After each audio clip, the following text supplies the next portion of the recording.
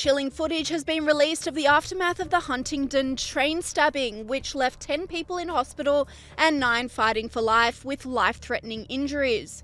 New chilling CCTV footage has been released of the alleged stabber calmly walking on the platform and then jumping a wall into an outdoor car park, still wielding a knife.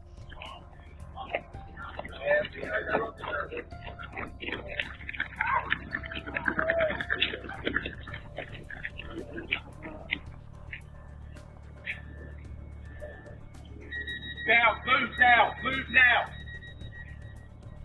Take run, please, run.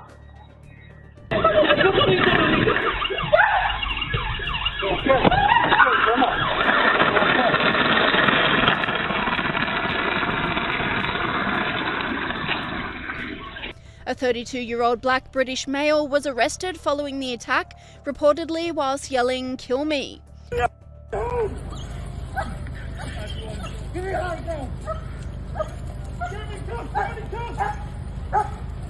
4, 6, 8, there's at least 10 ambulances, 12 ambulances. Oh my God. They're going for someone on the phone.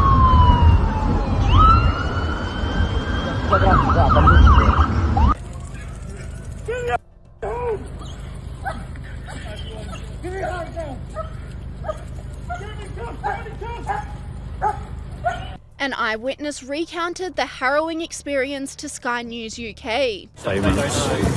The armed police were pointing to the suspect. As we come off the train, I asked what that suspect looked like. They said it's a black male in all black, so a black hoodie. And then at the back of the station, he's walking calmly. As the police were coming through, like armed police, I said, I think that's the guy. And essentially, as they got closer to him, he started shouting, like, get down, get down. He then was waving a knife, quite a large knife. And then they detained him. I think it was a taser that got him down in the end. But I only saw one person at that point. I did not see anyone get stabbed, but there was a lot of people being moved away from being treated for injuries and coming away with the trolleys. I'd say probably maybe 12 people in total. Initially, it looked like there was only about 4, maybe 6 that had been stabbed. But maybe when we was coming up the train, I think they doubled back and just attacked anyone that they could. I don't know if it was staff or passengers. Another eyewitness named Ren Chambers described the chaos to the BBC. Together, and I saw someone who was very badly injured, lots of blood around them. They were either collapsed or like looking about, they were about to fall over, and people trying to pass back hoodies and things to pack the wound. And then I found my dad. I was like, this happened, and I made sure that someone called services, whatever else. And there was a girl next to me who was near where the first stabbings happened, and she said that the man on the floor stepped in front of her and then got a stab to the neck, and I'm assuming multiple other injuries as well. And she had nothing on her, no phone, bag, anything. And another eyewitness, Ollie Foster, recounted the harrowing scenes also. And then I look at my hand and it's covered in blood, and then I look at the chair and there's blood all over the chair, and I'm thinking, okay, this is pretty serious. So some of the guys that had ran through to kind of alert us to run, they were the ones who had also been stabbed. So we're running over and getting to the edge of the carriage, still trying to work out who is it, what's their intentions, what's their motives. I just knew they were stabbing everyone, and someone kind of said they thought they had a gun, pulled the emergency alarm and just trying to work out, can we barricade the doors, can we lock the doors, but we couldn't really. And then by the time I got to the end of the carriage, I realised I was actually at the back of it, and there was about 6 of us. There was a girl, bless her, who was really, really in a bit of a state because the guy had actually tried to stab her, and one of the older guys was an absolute hero, blocked it with his head, and he's got this like gash. He had this gash on his head. He's got I think a gash on his neck, and he's we're kind of giving him like our jackets to keep the pressure on the blood.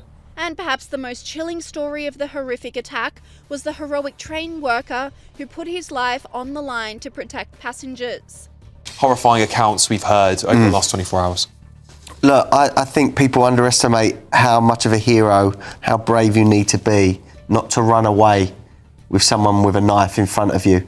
especially, you know, he's not going to be a high paid worker, this guy. And if you've possibly saved lives from your action, this man needs a medal of some sort. And I would hope that hopefully he pulls through, that some sort of GoFundMe could be set up and this man could be given a lot of money to make his life a lot easier, because the easiest thing to do in this situation would be to run away. And if you haven't, you are a hero, you know, and I can't praise him enough.